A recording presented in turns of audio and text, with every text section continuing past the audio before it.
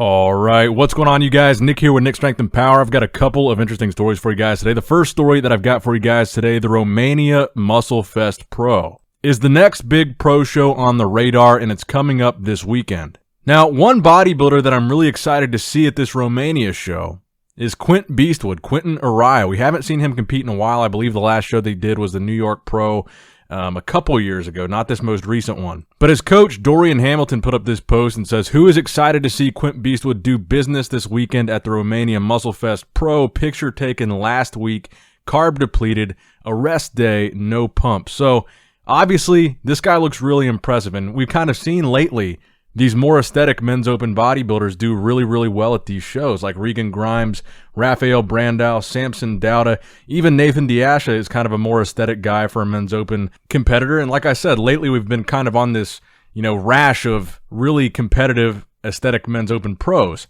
And I think Quint Beastwood is a guy that needs to be in that conversation of young up-and-comers that have a ton of potential and a great structure. I believe Greg Doucette even said he believed that Quint Beastwood had the best genetics in bodybuilding history. So that's a major compliment from Coach Greg. And I tend to agree that he has really, really good genetics for bodybuilding.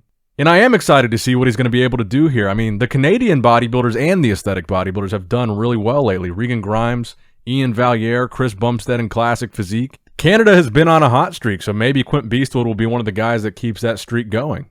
But let's go ahead and take a moment to look at the rest of that competitor list for this weekend at the Romania Muscle Fest Pro, which will be a qualifier for the 2022 upcoming Mr. Olympia. So this is a pretty big lineup right now. There's 24 competitors in this list. You've got Khalid Al-Kazem, Behruz Tabani, Bergani, Morgan Asti is competing here, Pavel Baron, Rafael Brandao coming back to this show, Victor Yoel Raikano, Jamie Christian Jahal, a.k.a. The Giant, Samson Dauda, who just won the most recent show, the Prague Pro, Quinton Araya, who we just talked about, Kevin Gebhardt, Adrian Gosto, Alvars Grigjanis, Mirnez Huzahovic, Boyan Ivanov, Danny Kaganovich, Ahmet Koshak, Tony Kahonen, Bella Kokeni, Emir Omeragic, Poria Payan, Fabio Ramaglago, Milan Sadic, Bruno Oliveira Santos, and Dawid Wachelka. I tried my best there. So a lot of the guys that I'm looking for, or that I'm going to have my eye on for this show, Morgan Asti, I'm going to be interested to see how he does here, because again, this guy is a strong man that came over to bodybuilding. He's like a 300-plus pounder, one of the biggest guys in the IFBB right now, going up against more aesthetic guys that we're going to be looking at here, like Rafael Brandao, who just took second to Samson Dauda last weekend. Of course, we're going to be looking at Samson. Of course, we're going to be looking at Quinton. Then you've also got Milan Sadic in there, who's a very successful men's open pro as well. So those are kind of the guys right now that I've got my eye on for those top spots.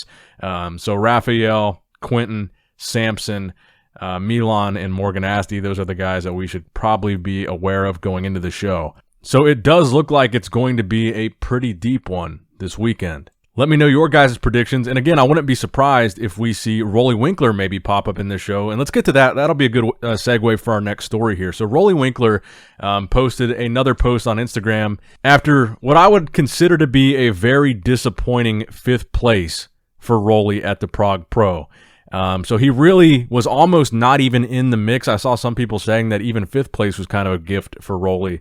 So he was definitely not in the conversation to win the show, which is very unusual for Roelly in a crop of younger guys. Roelly is typically a guy that would beat a lot of these names, and for whatever reason, he's just not able to pull it off. And he posted in this caption of this latest post, he says, "Not my best year, but I'm not giving up yet." So I wouldn't be surprised if we see Roelly step on stage a couple more times before potentially shutting it down and going back to the drawing board. Again, that I know for a lot of 2021, he wasn't able to train like he normally was. He was out of the gym. He was out of his normal routine. So because he's competing in all these shows back to back, he hasn't really had time to go back to the drawing board and do an extensive training camp and really fix what might have been the problem for his season this year, because it seems like every show that he's done, he's been underperforming where we would expect him to be.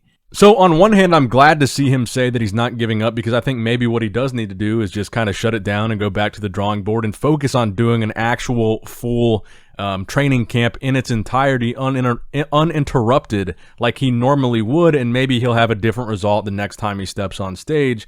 But on the other hand, this post could mean that he's going to do some more shows in the near future and keep trying to qualify before he does go back to the drawing board and shut it down. So I don't know. He's not on the Romania list right now. But what we've seen with a lot of these shows is sometimes they publish incomplete lists. So I wouldn't be surprised if we do see Roelly compete again before the end of the year. But I'm curious to get your guys' thoughts on this in the comments down below. Is this the end of Roelly Winklaar? Is this the end of his show-winning days? Is this the end of his top Olympia placing days? Or is it simply a fluke? Because he did have an interrupted training schedule for 2021 and he was out of the gym for so long. Do you think maybe when he gets back into the groove and gets back into his routine and it's uninterrupted, he's going to have a better result the next time that he steps on stage? And this was just, for lack of a better word, a bad year for him. Now keep in mind, he is in his mid-40s. He is getting up there in age, which, generally speaking, bodybuilders do not get better with age. Of course, there are exceptions like Dexter Jackson.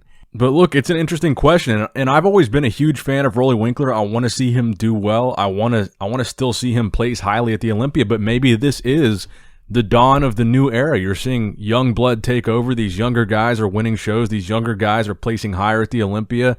They're beating a lot of the old guard. And it looks like we're entering a new era in modern bodybuilding, and maybe a lot of these guys that we're used to seeing, like Roelly, might be out of the conversation from here on out, and that might just be a reality that we have to accept. Now, next up in the news, let's talk about Shaun Clarida a little bit here. So Shaun Clarida, very impressive what he was able to do this year, and the fact that he qualified for the 2022 Olympia in both 212 and in men's open bodybuilding. And he posted a post on his Instagram showing the qualified competitors list for 212 and men's open, showing that his name was on both of those lists. Which brings up one of the more fascinating questions in bodybuilding right now is, why not just do both? What if we see someone like Shaun be able to do 212 and men's open the same year, do two categories? As far as I know, there's no rule against it, and I think it would be extremely entertaining to see him attempt that. And honestly, I don't see why not. So in the caption of that post where he posted up the side-by-side competitor list, he says, in 2005, many of my so-called friends laughed and made fun of me when I told them I was going to do a bodybuilding show. Over the many years, they continued to tell me I was too small, I'd never be a good pro, and that I was wasting my time. Fast forward 16 years later,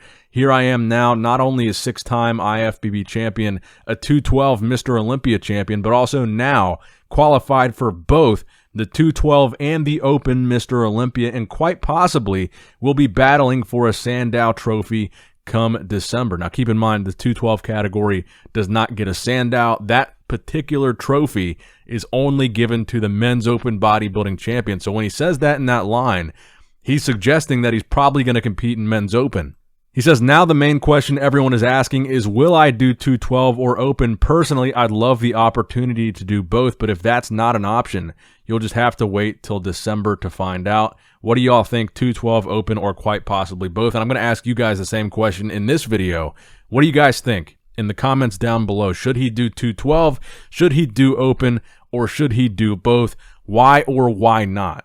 Me personally, if there's no rules against it and time allows, which I believe it will, because prejudging for men's open is right after the finals on Friday night for 212, so he should be able to just go from one stage to the other. Well, it's on the same stage, but go from one division to the other, literally just stay backstage and compete in both.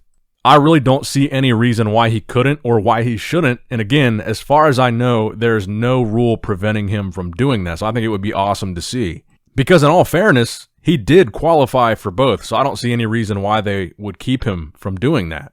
But speaking of Shaun Clarida, a post on the Buys and Tries Instagram where they put together an amalgamation of posts coming from Michal Krizo, who has been very critical of many of the top IFBB pros. Michal Krizo seemingly not impressed with Shaun Clarida either. Now, these comments were made on a post comparing Michal Krizo's physique with Shaun Clarida's physique by Fernando Arroyo.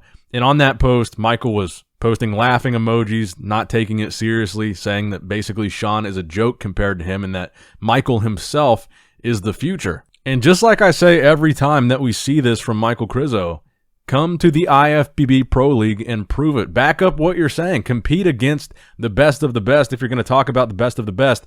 And while I'm saying that, I do believe Michal Krizo can compete with the top IFBB pros. I think his physique is on par with most of them. But if you're going to talk that big game, say you're the future, say you're better than these guys, laugh at them, then you got to come and back it up and compete, because Shaun Clarida brings a level of conditioning that backs up his nickname, the Giant Killer. And Michal Krizo, while he's known for being a mass monster, he's not necessarily known for conditioning to the extent that Shaun Clarida is. So you could have a scenario where you put Michal against Shaun, and Shaun wins, and then Shaun's the one laughing. But as always, let me know what you guys think in the comment section down below. That's going to wrap it up for the video today, guys. I hope you did, in fact, enjoy it. Please give it a thumbs up if you did enjoy it. Subscribe to the channel if you have not subscribed yet already. As always, I love you guys. Appreciate you guys. Nick Strength and Power signing out.